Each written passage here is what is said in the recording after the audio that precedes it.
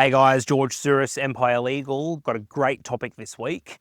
With the 2025 federal election now being wrapped up and the Albanese Labor government returning to power, it's time to unpack the big ticket housing policies that will shape the property landscape over the next few years. Whether you're a buyer, a seller, an agent, or an investor, these things are all worth noting because they'll affect all the conversations you're having out in the field and, of course, the policies for housing. Let's jump right in. We've got 6 different topics to unpack, guys. We're not politically charged here at Empire Legal. Instead, I'm just here to tell you the facts and maybe throw in an opinion here or there. So here's what you need to know. Number 1, $10 billion Housing Australia Future Fund, HAFF. Labor is injecting $10 billion into building 30,000 new social and affordable homes over a 5-year window, 20,000 social housing dwellings with 4,000 specifically for women and older Australians at risk of homelessness. We've got 10,000 affordable rentals targeted at essential workers like nurses, police and cleaners who kept us safe during the pandemic. $200 million for remote Indigenous housing repairs, maintenance and improvements, and a large $30 million to build housing and fund specialist services for veterans experiencing homelessness and risk of homelessness. So what does that mean?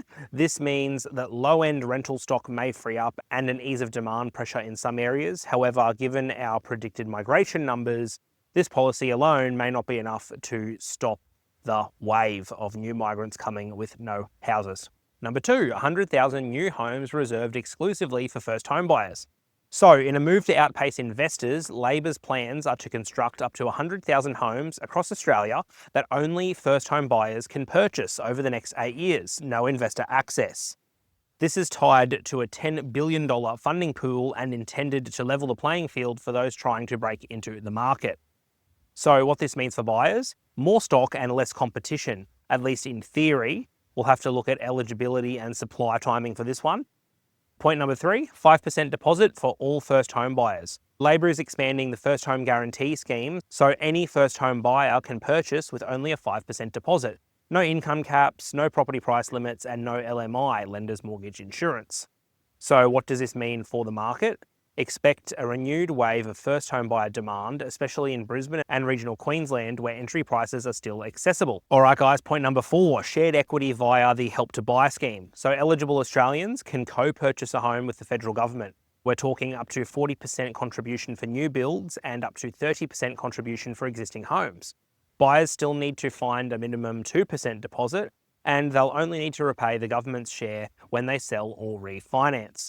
So what does this mean for agents? This could help lower income buyers make the leap, particularly in rising outer metro or regional corridors. Only 2%, that's huge guys. All right, point 5, ban on foreign investors buying existing homes. So this started on the 1st of April 2025, where Labor banned foreign buyers from purchasing established residential properties, aiming to reduce competition and open up supply to locals.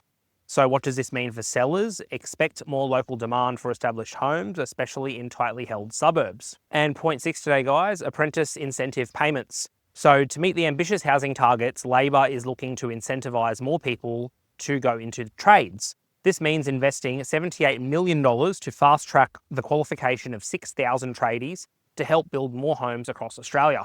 From 1st of July 2025, eligible apprentices will also receive $10,000 in incentive payments on top of their wages over the life of their apprenticeship to work in housing and construction.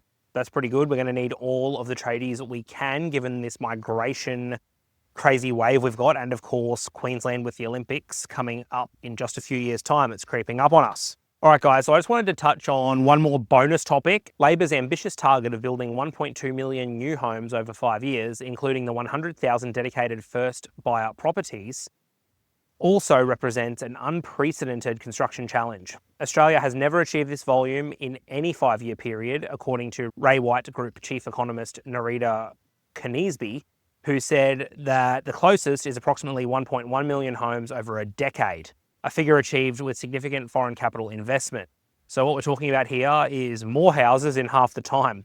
The federal government has vowed to build 1.2 million well-located homes by 2029, but is expected to fall short by about 462,000 homes, a Mandala Partners report commissioned by the Property Council of Australia has found. These include building costs, which continue to outpace housing growth. making new construction increasingly uneconomical in Australia. Construction timeframes, meanwhile, have extended from 6.5 months before the pandemic to well over 10 months today. So if you're building a new home, it's going to cost more, it's going to take longer. Will all these policies fix the market? Well, that depends on supply. Whilst these policies make ownership easier for many buyers, they don't directly address the immediate lack of available stock, especially in Queensland, where demand often outpaces new builds. Mix in construction cost and developers and builders dropping like flies, entering liquidation, and we have quite the task on our hands. We'll be watching closely as these programs roll out, and as always, Empire Legal, we're going to keep you informed on how this affects you and Queensland property. If you have any questions about how this might affect your sale or purchase, please contact the team at Empire Legal. We are trusted conveyancers. We work all across the state. 2,600 Google reviews, guys, 5-star average. We want to help you. It's all no obligation, of course. All our pricing is transparently available online. Please, if you've gotten any value, I want you to like this, ideally subscribe and share with a friend. This is all very topical stuff for Queenslanders. All these new labour laws, you want to know what's going on with the property sector.